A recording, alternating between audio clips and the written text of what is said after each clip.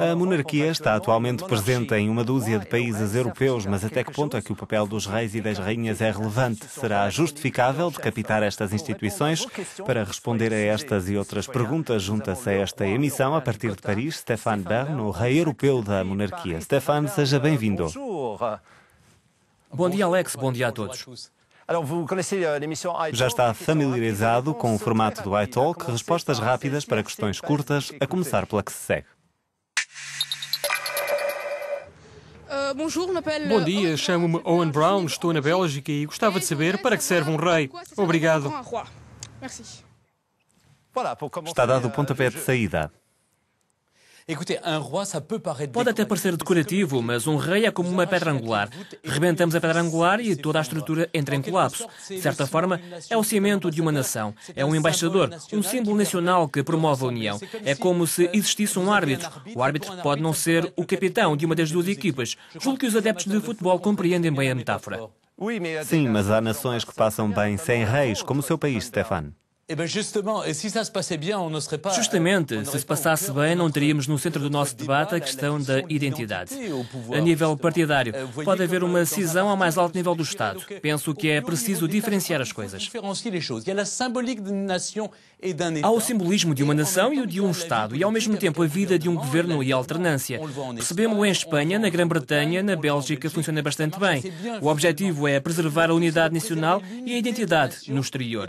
Vemos, por exemplo, que os reis se converteram em embaixadores, que em caixas viajantes, principalmente em período de crise. Fazem as malas e partem a vender o produto nacional no mundo. Abrem as portas ao comércio, porque se converteram, de certa forma, em caixeiros viajantes de luxo. Uma nova pergunta para Stéphane Bern. Chamo-me Antoine e sou de Lyon, em França. Consegue explicar porque é que as pessoas que vivem em países sem monarquia se sentem fascinadas pelas nações que a conservam? É verdade que em vários países, a França incluída, as pessoas se sentem fascinadas com o que se passa, por exemplo, no Reino Unido. Porquê? Há duas razões. Por um lado, julgo que há uma espécie de complexo, um fenómeno de culpabilização, secreto, sem dúvida, pela decapitação do nosso rei. Ao mesmo tempo, surge o fascínio. Ainda?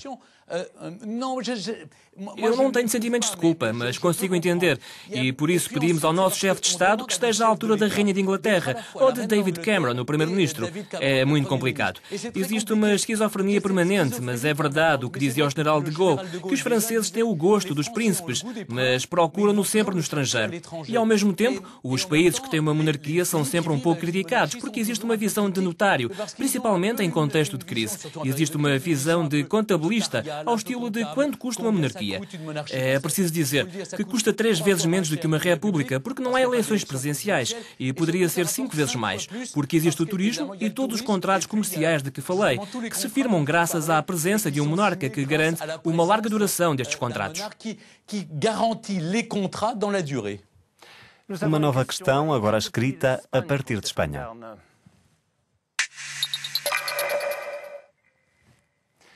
Por que é que os países com um rei e uma rainha são geralmente demasiado pró-monárquicos? As críticas na imprensa parecem ser pouco toleradas. Há uma censura? Pergunta de Inma, espanhola. Censura?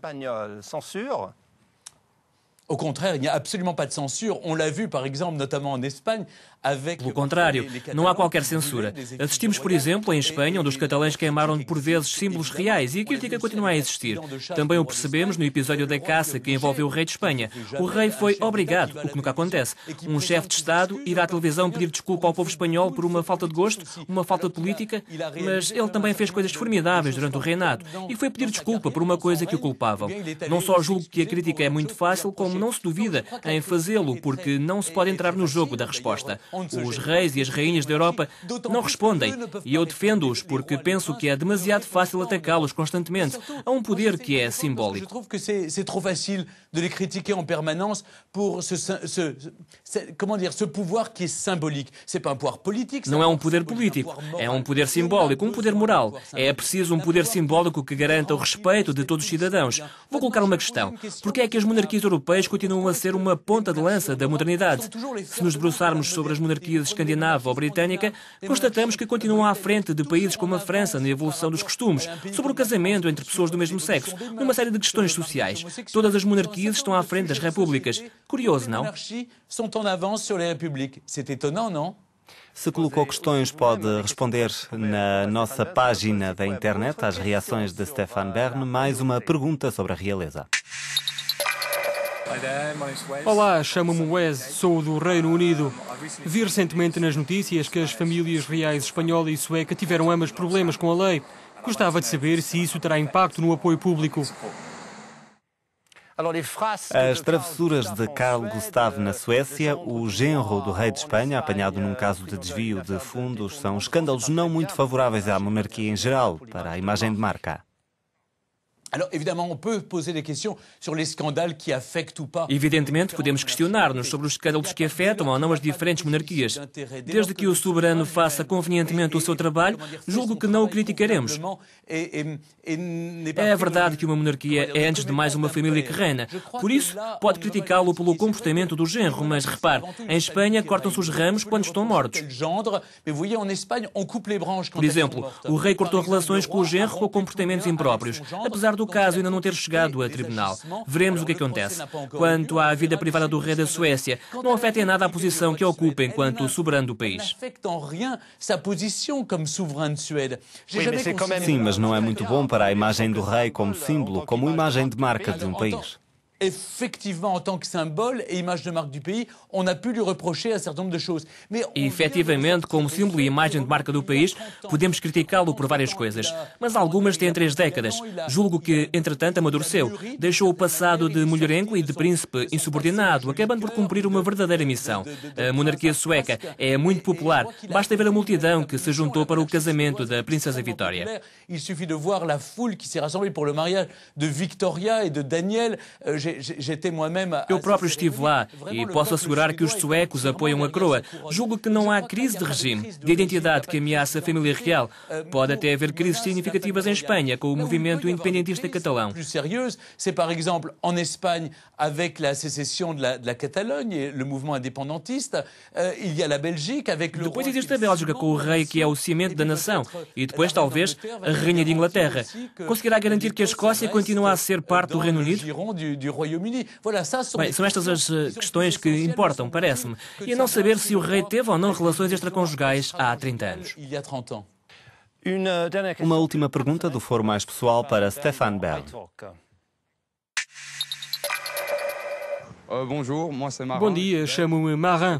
Sou belga e gostaria de saber o que levou o Stefan Bern a interessar-se tanto pela monarquia. Gostaria de ter sido rei?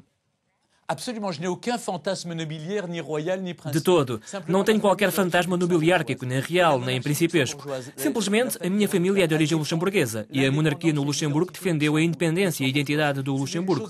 Foi importante, porque a minha família teve de abandonar o território durante a guerra, quando os nazis invadiram a região em 1940.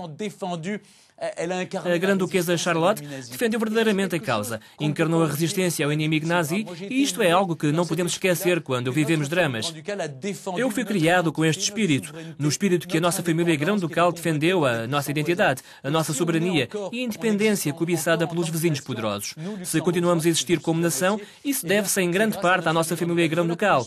Foi assim que caí neste caldeirão. Descobri certa vez que também sou francês. Tentem ver os méritos e mergulhei na história. Quando o fazemos, aprendemos sobre as nossas origens e talvez a perceber em que direção caminhamos. Stefan Bern, muito obrigado pelo contributo a partir de Paris. Obrigado também ao Serviço Audiovisual do Parlamento Europeu aqui em Bruxelas. Encontrará todos os nossos futuros convidados na nossa página na internet. Não hesitem em colocar questões. Até breve na Euronews.